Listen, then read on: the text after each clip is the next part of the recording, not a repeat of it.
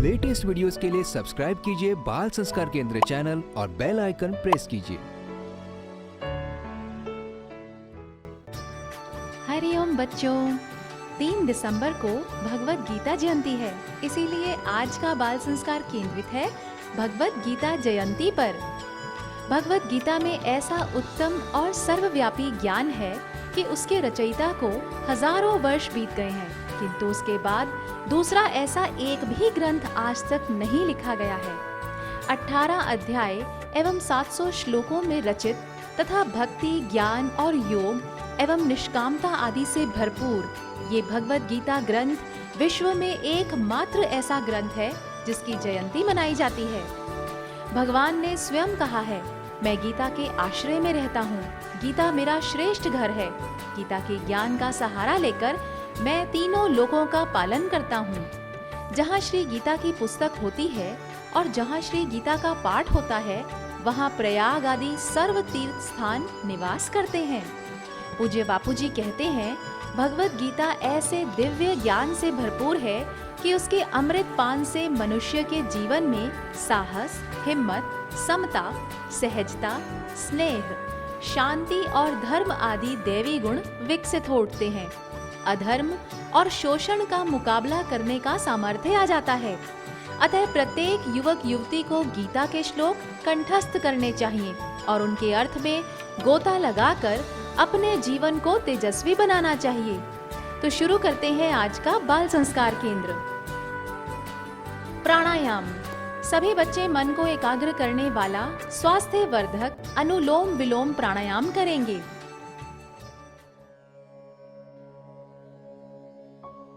चार उंगली एक तरफ, अंगूठा दूसरे तरफ, नाक पकड़ो, दाहिने नथुने से श्वास लो, बाहें बंद करो।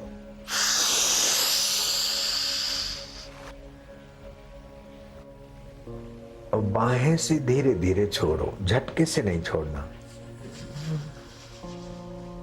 छोड़ दिया, फिर दाहिने नथुने को नाक से बंद रखो, बाएं से श्वास लो, लो लो लो, खूब लो, खूब लो। फेफड़ों की शक्ति को बढ़ाओ, रोग प्रतिकारक शक्ति बढ़ेगी, आरोग्य शक्ति बढ़ेगी। रोको, फिर दाएं से छोड़ो, फिर दाएं से लो,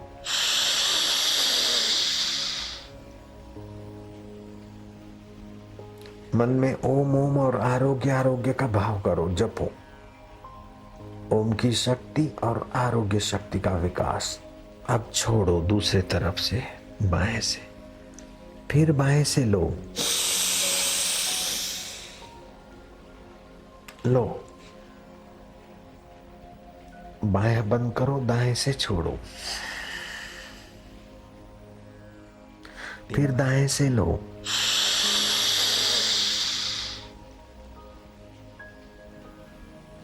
मन में ओम ओम और आरोग्य आरोग्य का भाव करो, जपो। ओम की शक्ति और आरोग्य शक्ति का विकास। अब छोड़ो दूसरे तरफ से, बाएं से, फिर बाएं से लो, लो, बाएं बंद करो, दाएं से छोड़ो, फिर दाएं से लो,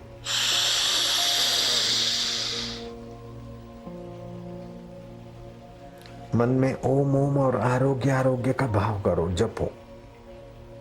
ओम की शक्ति और आरोग्य शक्ति का विकास।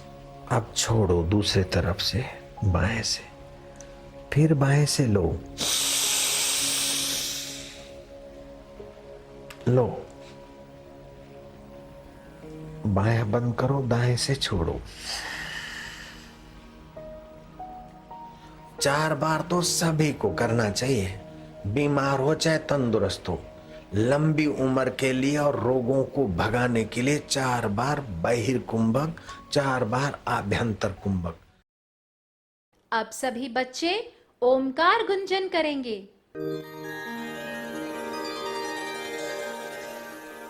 हरि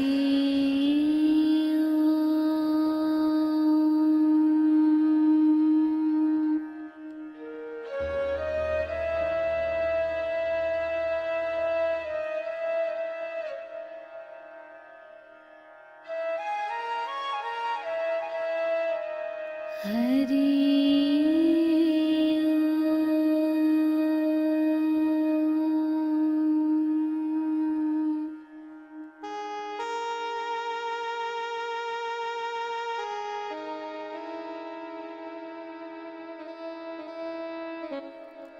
हरि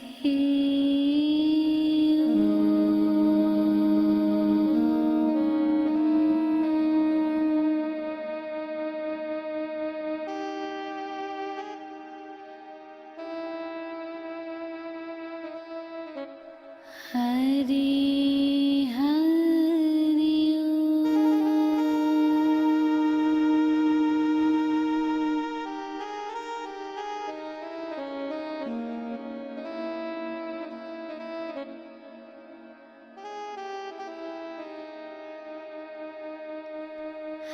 हरि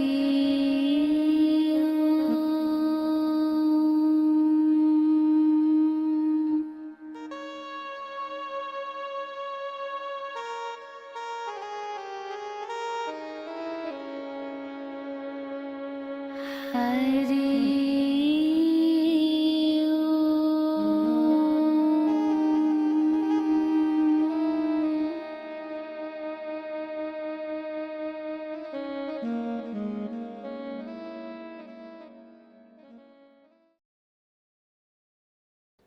स्तुति।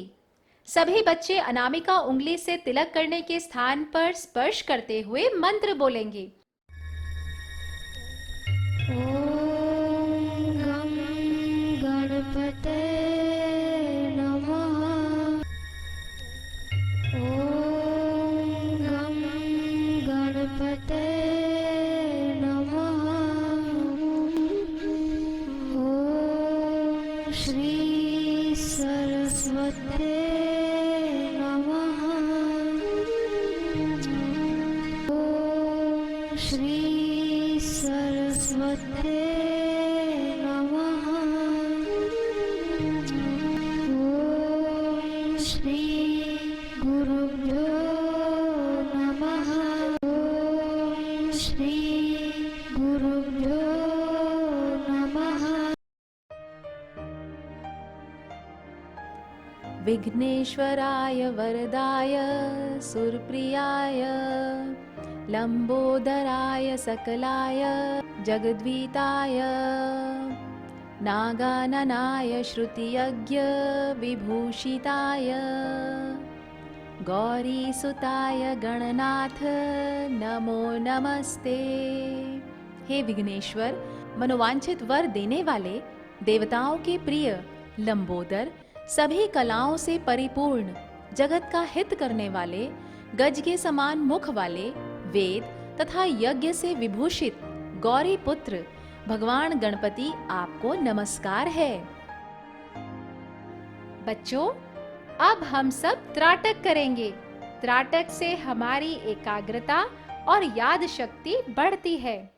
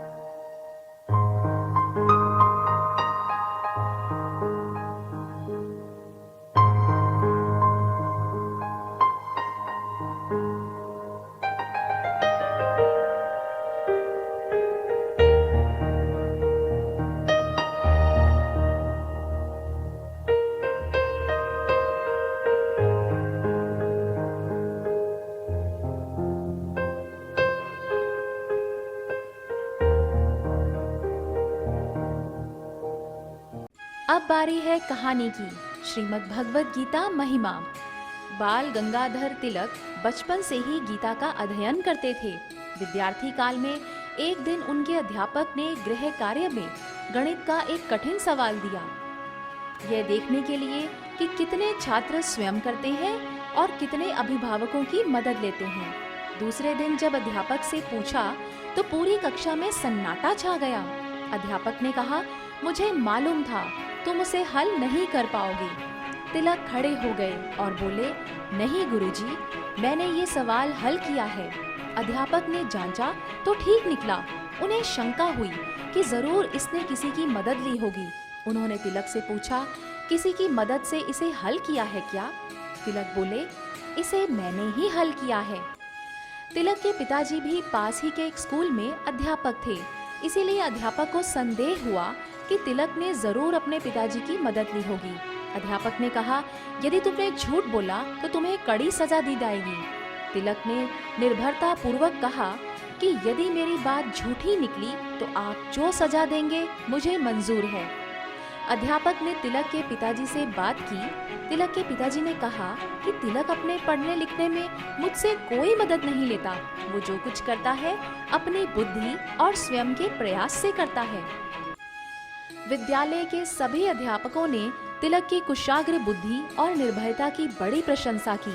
गीता के दिव्य संस्कारों के कारण ही वे आगे चलकर महान क्रांतिकारी व लोकप्रिय नेता बने। तो देखा बच्चों, इस कहानी से हमें शिक्षा मिलती है कि जो श्रीमद् भगवत गीता का अध्ययन मनन करता है उसके जीवन में निर्भरता और सूक्ष्म बुद्धि सहज ही आ जाती है। साखियां। हरि सम जग कछु वस्तु नहीं, प्रेम पंथ संपंथ, सद्गुरु सम सज्जन नहीं, गीता सम नहीं ग्रंथ। गीता है आधार यहाँ का, गुरु का आत्मज्ञान, यही ज्ञान संजोते जाएं भारत देश महान।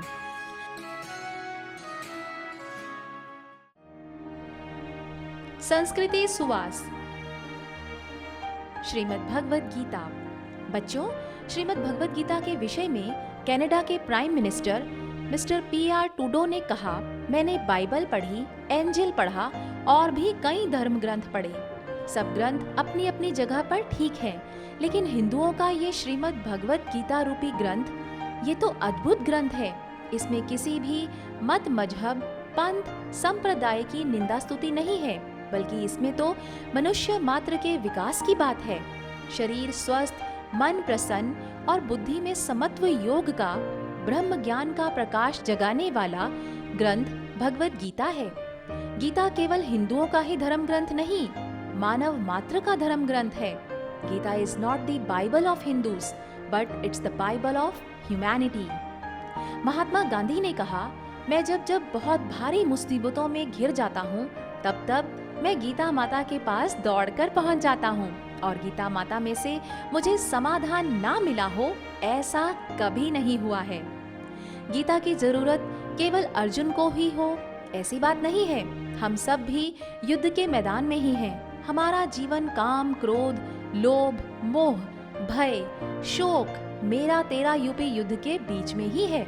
अतः आज के मानव को गीता के ज्ञान की बहुत जरूरत है। गीता के ज्ञान से मनुष्य के जीवन में साहस, सरलता, स्नेह, शांति और धर्म आदि दैवी गुण सहज में ही विकसित हो उठते हैं। अधर्म, अन्याय एवं शोषण का मुकाबला करने का सामर्थ्य आ जाता है। भोग एवं मोक्ष दोनों ही प्रदान करने वाला, निर्भयता आदि दैवी गुणों को विकसित करने वाला ये गीता ग्रंथ अद्वितीय है। ज्ञान का चुटकुला। छोटू, माँ, आपको वो प्लेट याद है जिसकी आपको हमेशा फिक्र लगी रहती थी कि कहीं वो टूट ना जाए? माँ, हाँ, क्यों? छोटू, आपकी चिंता खत्म हो गई है क्योंकि वो प्लेट मेरे से टूट गई है। सीख।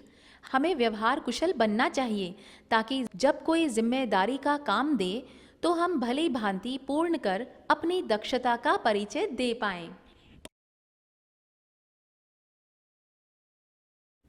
सुविचार। गीता सुगीता कर्तव्या कि मन्यः शास्त्र विस्तर है, या स्वयं पद्मनाभस्य मुख पद्माद्विनी ही सुता। गीता सुगीता करने योग्य है, अर्थात श्री गीता को भली प्रकार पढ़कर अर्थ और भाव सहित अंतःकरण में धारण कर लेना मुख्य कर्तव्य है, जो कि स्वयं श्री पद्मनाभ विष्णु भगवान के मुखारविंद से निकली हुई है। फिर अन्य शास्त्रों के विस्तार से क्या प्रयोजन है। अब हम गाएंगे मधुर भजन गोविंद हरे गोपाल हरे।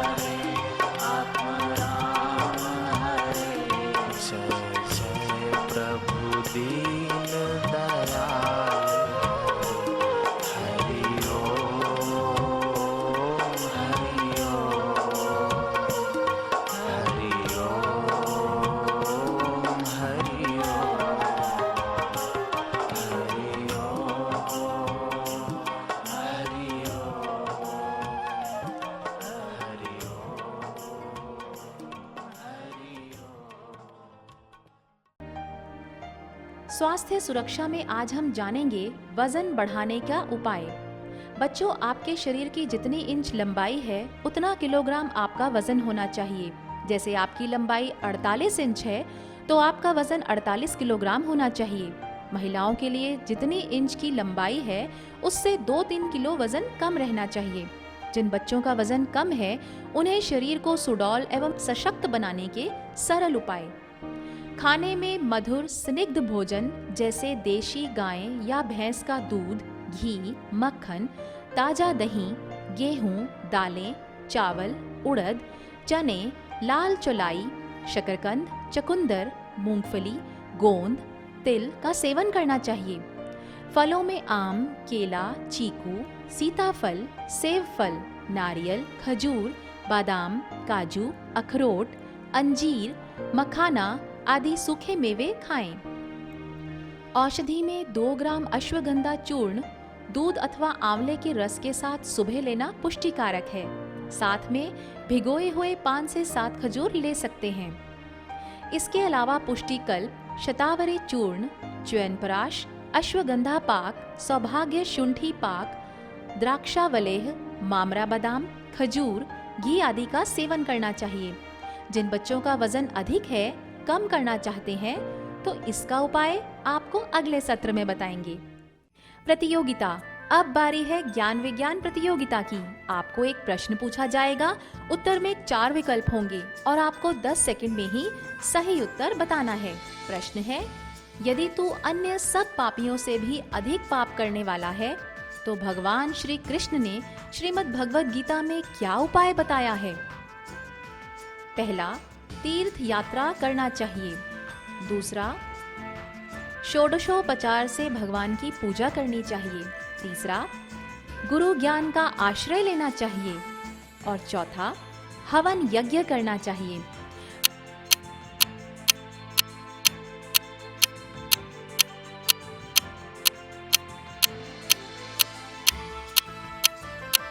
प्रश्न का सही उत्तर आपको सत्र के अंत में बताया जाएगा। उन्नति की उड़ान।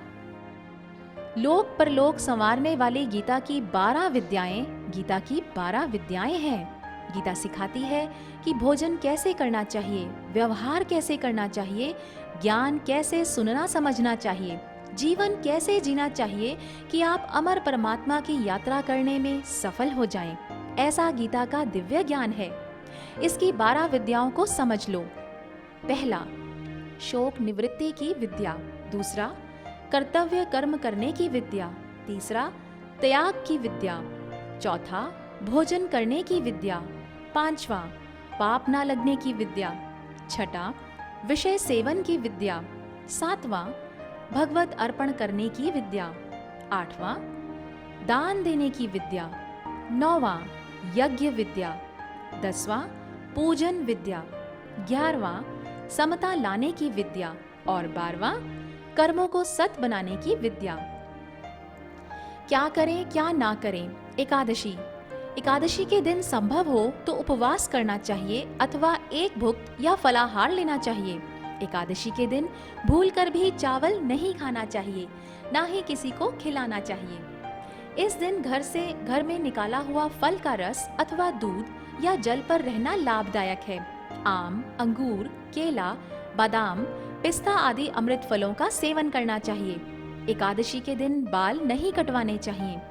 पराई निंदा ना करें, ना ही उसे सुने। भूलवश किसी निंदक से बात हो जाए तो भगवान सूर्य के दर्शन तथा धूप दीप से श्री हरि की पूजा कर क्षमा मांग लेनी चाहिए। इस दिन यथाशक्ति अन्न दान करें, किंतु स्वयं किसी का दिया हुआ अन्न कदापि ग्रहण ना करें। एकादशी की रात में भगवान विष्णु के आगे जागरण करना चाहिए। जो श्री हरि के समीप जागरण करते समय रात में दीपक जलाता है, उसका पुण्य 100 कल्पों में भी नष्ट नहीं होता। ओम नमो भगवते वासुदेवाय इस 12 अक्षर मंत्र अथवा गुरु मंत्र का जप करना चाहिए। एकादशी के दिन इस मंत्र के पाठ से श्री विष्णु सहस्त्र नाम के जप के समान पुण्य प्राप्त होता है। मंत्र है, राम रामेति रामेति रमे रामे मनोरमे सहस्त्र नाम ततुल्यम राम नाम वरानने।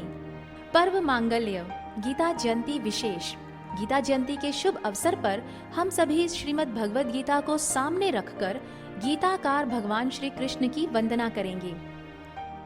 सच्चिदानंद रूपाय सच्चिदानंद रूपाय विश्व उत्पत्ति आदि हेतवे विश्व उत्पत्ति आदि हेतवे तापत्रय विनाशाय तापत्रय विनाशाय श्री कृष्णाय वयं नमः श्री कृष्णाय वयं नमः। जो सच्चित और आनंद स्वरूप है, जो विश्व की उत्पत्ति, पालन और संहार के एकमात्र हेतु हैं, जो तीनों तापों आदि दैविक, आदि भौतिक और आध्यात्मिक को नष्ट करने वाले हैं, ऐसे भगवान श्री कृष्ण को हम नमस्कार करते हैं। अब हम श्रीमद् भगवद गीता के सबसे आखिरी श्लोक का पाठ करेंगे। यत्र योगेश्वरः कृष्णो यत्र पार्थो धनुर्धरः तत्र श्रीर्विजयो भूतिर्ध्रुवा नेतिर्मतिर्मम। जहाँ योगेश्वर भगवान श्री कृष्ण हैं और जहाँ गांडीव धनुषधारी अर्जुन हैं, वहाँ पर श्री, विजय, विभूति और अचल नीति है। गृह कार्य। इस सप्ताह सभी बच्चे श्रीमद् भगवद गीता का कोई 2 श्लोक याद करके आएंगे और अगले सत्र में यहाँ बाल संस्कार केंद्र में खड़े होकर सबको अर्थ सहित सुनाएंगे।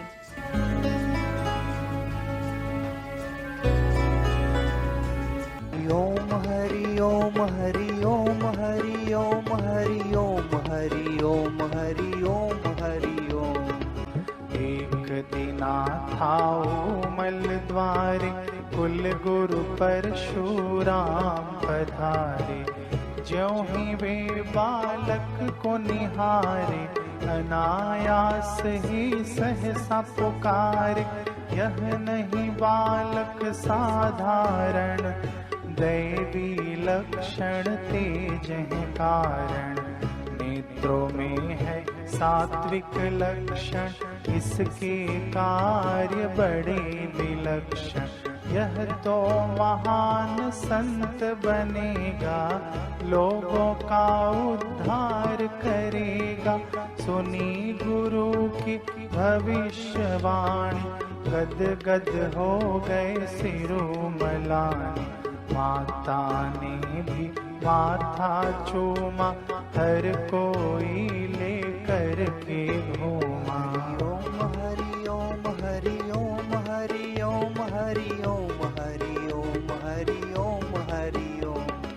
ज्ञानी वैरागी पूर्व का तेरे घर में आ जन्म लिया है योगी ने पुत्र तेरा कहला। ओम हरि ओम हरि ओम हरि ओम हरि ओम हरि ओम हरि ओम हरि ओम। वीडियो सत्संग। समय है पूज्य गुरुदेव के श्रीमुख से सत्संग सुनने का। गीता के श्लोक का पाठ करने से कितना पुण्य होता है। एक समय भगवान नारायण वैकुंठ में लेटे थे। लक्ष्मी जी उनकी चरण चंपी कर रही थी। लक्ष्मी जी ने कहा कि प्रभु, जो आदमी सोता रहता है उसे आलसी कहते हैं, और आलसी का तो आयु, विद्या, बल, यश और ऐश्वर्य गुम हो जाता है। और आपका तो महाराज संकल्प मात्र से सृष्टि का पालन हो रहा है, और मैं लक्ष्मी आपकी चरण चंपी कर रही हूं। ऐसा तो आपके पास क्या है कि आप लेटे रहते फिर भी आप महान पूजनीय हैं। भगवान नारायण ने कहा कि लक्ष्मी, युग युग में मैं अवतार लेकर जो गीता में ज्ञान बताया उस आत्मज्ञान में मैं नित्य रमण करता हूं। तो गीता के ज्ञान का इतना बड़ा भारी महत्व है। बोले लक्ष्मी, वो गीता में जो आत्मज्ञान की बात है वो प्राणी मात्र का उद्धार करने का सामर्थ्य रखती है, और जो भी उसका आदर करता है या उसका श्रवण करता है वो निष्पाप होकर अगर अनुसंधान करता है तो हमारे नाई वो भी पूजनीय हो जाता है। गीता के ज्ञान की ऐसी बड़ी भारी महिमा है। प्रभु, तो मनुष्य लोग भी पूजनीय हो जाते हैं और महान बन जाते हैं कि हाँ, उस गीता के ज्ञान से कोई ऐसा नहीं, लक्ष्मी बहुत सारे लोग तर गए हैं, महान हो गए, अभी हो रहे, होते रहेंगे। बस ऐसा ही सवाल एक बार शंकर भगवान के चरणों में मां पार्वती ने किया था। पार्वती ने कहा कि आपके पास ऐसी कोई बढ़िया चीज तो दिखाई नहीं देती, शमशान में तो रहते हो, शमशान की राख रमाते, मुंडों की माला तो पहनते, और कोई श्रृंगार में कमी रह गई हो तो वो भोरिंग भैया को गले लगा रहे, सांपों को बाहों में और गले में। ऐसा तो आपके पास क्या है कि आपको देवादिदेव महादेव कहते हैं, और 2 बिलीपत्र चढ़ा देते, 1 लोटा पानी चढ़ा देते और उनकी मनोकामना पूरी होती है, हृदय पावन होता है। शिव जी कहते कि उमा, बाहर से तो मेरे पास कोई पवित्र चीज नहीं है, लेकिन पवित्र पुरुष को भी पवित्र करने वाला जो गीता का ज्ञान है, उस आत्मज्ञान में मैं नित्य समाधिस्थ रहता हूँ, नित्य उस महान तत्व में रमण करता हूँ, इसलिए मेरा नाम महादेव है और मेरी पूजा करने वाले के काम कुदरत कर देती है। प्रभु गीता की इतनी बड़ी भारी महिमा है। पार्वती, जो सवाल तूने किया था ऐसा ही सवाल लक्ष्मी जी ने नारायण के चरणों में रखा था, और भगवान नारायण ने जो प्रसंग सुनाया था वो मैं तुझे सुनाता हूं, तू ध्यान से सुन। लक्ष्मी जी को भगवान नारायण सुना रहे हैं और मां पार्वती को शिव जी सुना रहे हैं, और प्रीतम पुरवासी को आशाराम सुनाने जा रहे हैं। जब एक ही बात भिन्न भिन्न जगह पर भिन्न भिन्न सज्जनों और सत्पुरुषों के द्वारा कही जाती है, तब उस बात की सच्चाई और महत्ता समझ में आती है। भगवान कहते कि लक्ष्मी, तुंगभद्रा नदी के किनारे एक नगर था, उस नगर में एक बनिया रहता था। बनिया की 2 दुकानें थी, करियाना मर्चेंट। मर्चेंट शब्द मैंने घुसेड़ा है जयराम जी की। उस बहिर्मुख व्यक्ति को पैसा पैसा पैसा, कमाना खाना, खाना कमाना, कमाना खाना, यही जीवन में सार दिखता था। उस मूढ़मती को पता ही नहीं था कि गुरुओं के पास जाना चाहिए। उस अल्पमति वाले को पता ही नहीं था कि एकादशी का भी कोई व्रत होता है। उस अधम को पता भी नहीं था कि श्राद्ध के दिनों में पत्नी का संसर्ग करने से पितरों को वीर्यपान करना पड़ता है और घर में अशांति देने वाले बच्चे पैदा होते। कथा में जाता नहीं था तो ज्ञान की वृद्धि कैसे? उसने अमावस्या न देखी, पूनम न देखी, अपना जन्मदिन देखा नहीं और पत्नी का जन्मदिन सोचा नहीं, यहाँ तक कि श्राद्ध के दिन भी वो अपना संसार का व्यवहार करता था। इससे उसकी मति जड़ी भाव को प्राप्त हुई, मोटी मति हुई। खाना पीना, शराब कबाब, ये वो ऐसा करते करते पाशवी वृत्ति हो गई। समय पाकर वो नरा अधम मर गया। वो निगुरा मर गया जिसने सत्संग नहीं सुना अपने कानों से, जिसने जीवा से हरि नाम नहीं लिया और हाथों से दान पुण्य नहीं किया और पैरों से सात्विक जगह की यात्रा नहीं की। ऐसा द्विपाद पशु मर गया, 2 पैर वाला वो पशु मरा। हे पार्वती, फिर क्या हुआ? नारायण बताते लक्ष्मी को, ध्यान से सुनो लक्ष्मी। वो जब मर गया तो चित्रगुप्त और यमराज ने उसका लेखा चोखा करते हुए ये निर्णय किया कि इसने पाशवी जीवन जिया है, इसको उसी नगर में बैल की योनि में भेज दिया जाए। उसका बैल के रूप में उस नगर में जन्म हुआ। वो बैल किसी भिखमंगे ने खरीदा और भिखमंगा उस बैल पर बैठकर आसपास के गांवों में भिक्षा लेने जाता। कहीं से मटर तो कहीं से उड़द तो कहीं से आलू तो कहीं से प्याज तो कहीं से कुछ, वो लाद कर अपने बैल पर अपने गांव आता, कुटुंबियों के साथ अपना निर्वाह करता। वो भिखमंगा अपने बेटे को कह देता कि भूसी डाल दीजिए। बेटे कभी तो भूसी ठीक डाले, कभी थोड़ी डाले, कभी भूल जाए। सर्दियों के दिनों में दिन भर का बोझा और लदा हुआ सामान ढो ढो कर आया हुआ बैल, और कभी कभार भूसी मिले कभी न मिले, कभी गर्मियों में पानी से प्यासा रहे, कभी सर्दियों में ठुठरता रहे, भूखे पेट। इस प्रकार उसको जल्दी बुढ़ापा ने घेर लिया।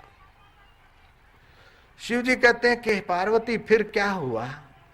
नारायण ने बताया कि लक्ष्मी, वो बैल बूढ़ा हो गया, उस बैल को 2 डंडे मारकर भिखमंगे ने निकाल दिया। लावारिश बैल इधर उधर भटकता रहा। बारिश के दिनों में कहीं से पसार हुआ था, दलदल में वो फंस गया। दलदल में फंसा वो बैल अपनी पैरों रगों की शक्ति न होने के कारण बैठ गया। आने जाने वाले पथिक, रास्ते जाने वाले व्यक्तियों को दया आई, किसी ने सींग खींचे, किसी ने पूंछ खींचा, लेकिन ताकत न होने से वो उठा नहीं और दलदल में धंस गया। रात भर ठुठरता रहा। दूसरे दिन की सुबह हुई और शाम हुई। लोगों ने थोड़ा प्रयत्न किया, आने जाने वालों ने, लेकिन किसको पड़ी है? मनुष्य जन्म में 2-2 दुकानों का स्वामी होते हुए भी अपने मन और इंद्रियों का स्वामी बनाने वाले सत्संग में नहीं गया। वो दुरात्मा सारा दिन कमाना खाना, खाना कमाना, कमाना खाना, संसार के परपंच में फंस मरा। तो अब इस दलदल से उसे कौन निकालेगा? जो मनुष्य जन्म में अपने आप दलदल से नहीं निकलता है, कर्मों के दलदल से, और कथा कीर्तन में नहीं जाता, उस हतभागी को अब कौन देखता है? तीसरे दिन का सुबह हुआ। हे लक्ष्मी, फिर क्या हुआ? ध्यान से सुनो कि वह बैल तीसरे दिन की शाम ढल रही। लोग निकालने के लिए उस बैल को कुछ प्रयत्न कर रहे हैं, कोई पुण्य अर्पण कर रहे कि इसकी सदगति हो जाए, लेकिन कुछ नहीं हुआ। इतने में एक वैश्या वहां से पसार हुई, जिसका धंधा बुरा धंधा था। किसी भी पुरुष के साथ पैसा लेकर रात्रि शयन करती थी। ऐसा कमीना धंधा करने वाली वैश्या के मन में दया आ गई और वैश्या ने पानी का चुल्लू भर के संकल्प किया और उस बैल की सदगति के लिए अर्पण किया और बैल की सदगति हो गई। नारायण कहते हैं, लक्ष्मी, वो बैल चंद्रमा के किरणों के द्वारा उसका सूक्ष्म शरीर देव शर्मा ब्राह्मण के अन्न जल में आया और देव शर्मा ब्राह्मण के वीर्य के द्वारा उसकी पत्नी के गर्भ में रहा और समय पाकर बालक का जन्म हुआ और बालक का नाम सुशर्मा रखा गया। अच्छे घर में जन्म होना, संध्या गायत्री जप ध्यान सिखाने वाले घर में जन्म होना, ये भी एक प्रकार की सदगति है। मुक्ति नहीं है, गति सात्विक है, सज्जन गति है। वो लड़का 18 साल का हो गया, बुद्धि का बड़ा विकास हुआ, क्योंकि संध्या करता था, प्राणायाम करता था, आसन करता था, स्वस्थ जीवन था उसका। हे लक्ष्मी, एक दिन नगर में कोई उच्च कोटि के महापुरुष आए और देव योग से वो पुत्र, देव शर्मा का पुत्र सुशर्मा कथा सुनने गया। कथा सुनने से पाप तो नाश होते हैं, अज्ञान कम होता है, ज्ञान बढ़ता है, बुद्धि पवित्र होती है और कुछ आध्यात्मिक शक्ति पाने की इच्छा भी पैदा होती है। देव शर्मा का पुत्र सुशर्मा कथा सुनकर उस महापुरुष के प्रति श्रद्धावान हुआ। संत जहां ठहरे थे वहां गए। रात को संध्या के समय महाराज को प्रार्थना किया कि महाराज, मैं भगवान को तो प्राप्त करूंगा तब करूंगा, लेकिन मुझे वो योग की दीक्षा दीजिए ताकि मैं ये देख सकूं कि अगले जन्म में मैं कौन था, कैसे था, कहां था। महाराज ने उसको रिवर्स ध्यान सिखाने की दीक्षा दे दी। 18 साल का है, भावना कर 16 साल में तेरा मॉडल कैसा था, फिर 15 साल का था, 10 साल का था, 5 साल का था, 3 साल का था, 1 साल का था, तब कैसा था। वो विद्या बता दी। उसने रिवर्स ध्यान करते करते अपने को 1 साल के मॉडल में पाया और उसको तसल्ली हुई कि बराबर मेरा ध्यान ठीक जगह पर रिवर्स ध्यान हो रहा है। ऐसा करते करते माता के गर्भ में कैसे लटक रहे थे वो भी उसको देखने की विद्या बता दी। जैसे भगवान बुद्ध और भगवान महावीर बड़े बड़े राजाओं को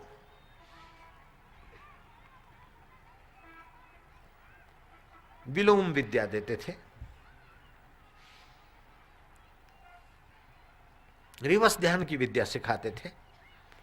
और राजा जब अपने को माता के गर्भ में देखते थे कि हम ऐसे थे, तो राजाओं को राज के आकर्षण नफरत हो जाती थी और असली राज पाने के लिए वो लग जाते थे। महावीर के चरणों में 40,000 लोग ऐसे भिक्षुक बन गए थे असली राज्य पाने के लिए, और बुद्ध के पास 10,000 लोग थे। उस लड़के ने रिवर्स ध्यान करके देख लिया कि अगले जन्म में मैं बैल था और इसी नगर में था, धत्ते रेखी, और जहां से महादेव के मंदिर में जाता हूं उसी रास्ते दलदल में फंसा था, और फलानी फलानी वैश्या ने मेरी सदगति के लिए कोई जल छिटका था।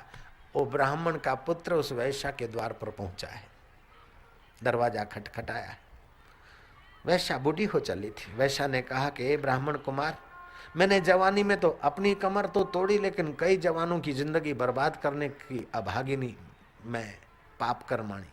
अब अपने पाप को रो रही और तू मेरा दरवाजा खटखटाता है, चला जा। तब ब्राह्मण ने कहा कि माता जी, मैं तेरे शरीर से भोग भोगने नहीं आया, मैं तो तेरे पास से ज्ञान लेने आया हूं।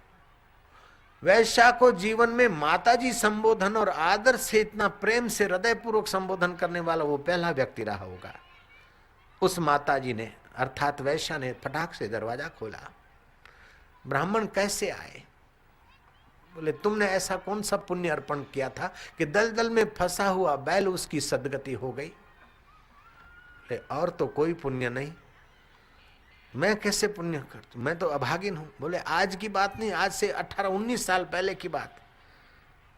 और उसने बताया कि ऐसा ऐसा बैल था और तुमने पुण्य अर्पण किया था। ये वैश्या को स्मृति आई कि हाँ, मैं तो ठहरी वैश्या, मेरे घर में तो साहूकार भी आते, राजे जैसे भी लोग आते और चोर भी आते। चोर कहीं चोरी करने गए, ब्राह्मण के घर में और कुछ नहीं मिला तो तोते का पिंजरा उठा कर लाए और मेरे को वो फीस में दे गए। और तोते का पिंजरे में जो तोता था उसको ब्राह्मण ने गीता के श्लोक रटा रखे थे। सुबह सुबह तोता गीता का श्लोक उच्चारण करता था। मैं सोचती कि दिन भर तो पाप करती हूँ, लेकिन सुबह सुबह तोता गीता का श्लोक बोलता है, गीता भगवान के मुख से निकली हुई है, कम से कम इतना तो मैं सुन लूं। वही तोते के मुंह से टूटा फूटा श्लोक सुनती थी और उसी श्लोक सुनने का पुण्य मैंने उस बैल की सदगति में अर्पण किया। तू क्यों पूछता है ये? ब्राह्मण बोलता है वही अभागा बैल मैं हूं। जब तोते के मुंह से टूटा फूटा श्लोक सुनने से वैश्या में इतना पुण्य आ जाता है कि उस बैल की सदगति कर सकती है, तो जो संत के श्री मुख से गीता का श्लोक सुनेगा और अपने मुख से बोलेगा और उसका अर्थ सुनेगा, उसका कितना सारा पुण्य होता होगा। लक्ष्मी ध्यान से सुनो। भगवान शिव कहते कि पार्वती तब से तो उस ब्राह्मण को और वैश्या को गीता की महिमा और विशेष समझ में आई। वे जब तक जीवित थे गीता के श्लोक का पाठ करते थे और अंत में भगवान नारायण के लोक को प्राप्त हुए। गीताया श्लोक पाठेन, गीताया श्लोक पाठेन गोविंद स्मृति कीर्तनात्, गोविंद स्मृति कीर्तन साधु दर्शन मात्रेण, साधु दर्शन मात्रेण तीर्थकोटि फलम लभेत, तीर्थकोटि फलं लभेत्। प्रश्नोत्तरी। गीता में कुल कितने अध्याय और श्लोक हैं? बाल गंगाधर तिलक को गीता के पाठ से क्या लाभ हुआ? आज के मानव को गीता की ज्ञान की क्यों जरूरत है? वजन बढ़ाने के लिए क्या खाना चाहिए? गीता की 12 विद्याओं में से सभी बच्चे एक एक विद्या का नाम बताएंगे। एकादशी के दिन क्या नहीं खाना चाहिए? किस मंत्र के जप से विष्णु सहस्त्र नाम का पुण्य प्राप्त होता है? सत्संग के अनुसार वैश्या के पास कौन सा पुण्य था जिससे बैल की संगति हो गई, सतगति हो गई? आरती। सभी बच्चे अपने अपने स्थान पर पूज्य गुरुदेव की आरती करेंगे। शुभं करोति कल्याणं आरोग्यं सुख संपदा शत्रुबुद्धि विनाशाय दीपज्योति नमोस्तुते। दीपज्योति परब्रह्म दीपज्योति जनार्दन दीपो हरतु मे पापं संध्या दीपो नमोस्तुते।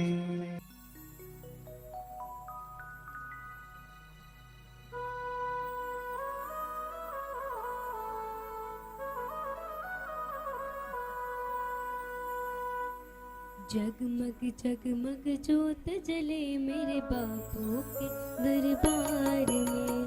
जगमग जगमग ज्योत जले मेरे बापू के दरबार में। जगमग जगमग ज्योत जले मेरे बापू के दरबार में।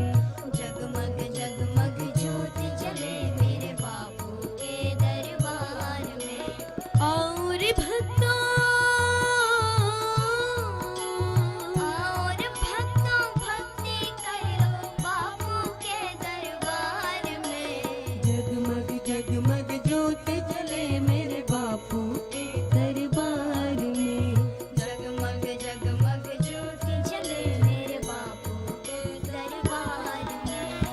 निश दिन तेरा नाम पुकारे, निश दिन तेरी ज्योत जलाए।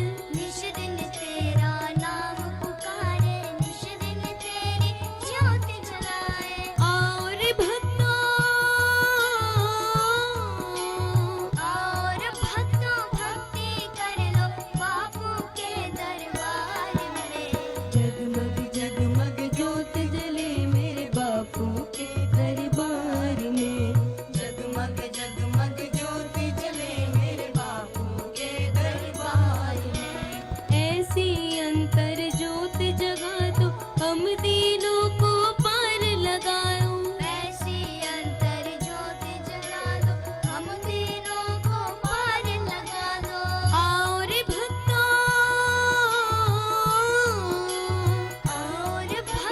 भक्ति कर लो बापू के दरबार में। जगमग जगमग ज्योत जले मेरे बापू के दरबार में। जगमग जगमग ज्योत जले मेरे बापू के दरबार में। निराकार है ज्योत तुम्हारी, तीन लोक फैली उजियारी। निराकार है ज्योत तुम्हारी, तीन लोक फैली उजियारी। और भक्तों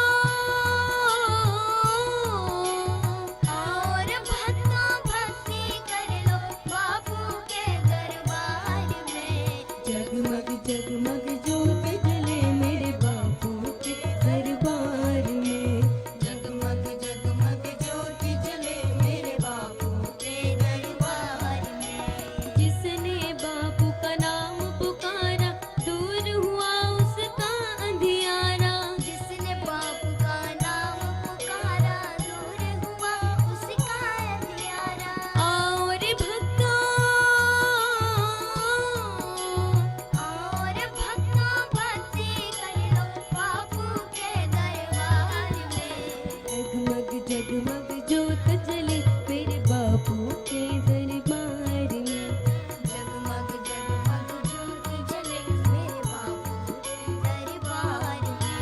नील गगन के चांद सितारे, ऐसे लगे बापू नयन तुम्हारे। नील गगन के चांद सितारे, ऐसे लगे बापू नयन तुम्हारे। और भक्तों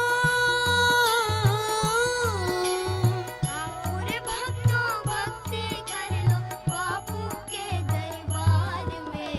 जगमग जगमग ज्योत जले मेरे बापू के दरबार में। जगमग जगमग ज्योत जले मेरे बापू के दरबार में।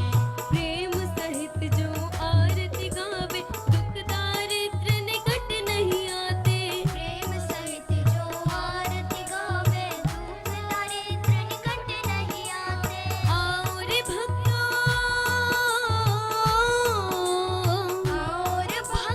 भक्ति कर लो बापू के दरबार में। जगमग जगमग ज्योत जले मेरे बापू के दरबार में। जगमग जगमग ज्योत जले मेरे बापू के दरबार में। और भक्तों भक्ति कर लो बापू के दरबार में। जगमग जगमग ज्योत जले मेरे बापू के दरबार में। जगमग जगमग ज्योत जले मेरे बापू के दरबार में। जगमग जगमग ज्योत जले मेरे बापू के दरबार में। नारायण नारायण नारायण नारायण। इसी के साथ हमारा आज का बाल संस्कार केंद्र संपन्न होता है। अगले सप्ताह फिर मिलेंगे बच्चों एक नए ज्ञानवर्धक विषय के साथ। तब तक के लिए हरि ओम। ज्ञान विज्ञान प्रतियोगिता प्रश्न का सही उत्तर है गुरु ज्ञान का आश्रय लेना चाहिए। भगवान श्री कृष्ण कहते हैं अपि चेदसि पापेभ्यः सर्वेभ्यः पापकृत्तमः सर्वं ज्ञानप्लवेनैव वृजिनं संतरिष्यसि। यदि तू अन्य सब पापियों से भी अधिक पाप करने वाला है तो भी तू ज्ञान रूप नौका द्वारा निस्संदेह संपूर्ण पाप समुद्र से भली भांति तर जाएगा।